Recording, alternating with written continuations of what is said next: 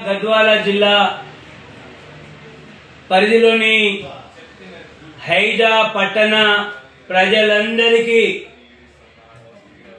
దయచేసి మీరు ఒకటికి 10 సార్లు ఆలోచించి రేపు 11వ తేదీన జరగబోయేటువంటి మన యొక్క మున్సిపల్ వార్డు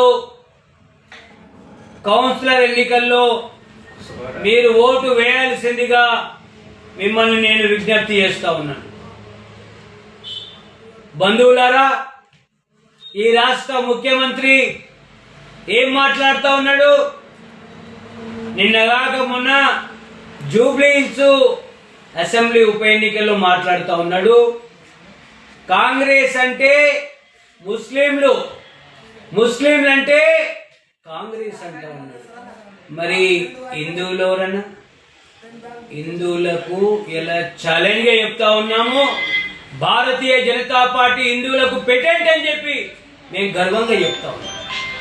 ఈ గర్వాన్ని మనందరం ఇదే స్థాయిలో ఇదే పద్ధతిలో కాలరెగేసి మాకు భారతీయ జనతా పార్టీ ఉంది, మీకు ముస్లింలుంటే ముస్లింలకు మీరుంటే మాకు భారతీయ జనతా పార్టీ ఉందని చెప్పి మన నరేంద్ర మోడీ ఉన్నారని చెప్పి మనందరం ఇలా కాలరెగేసి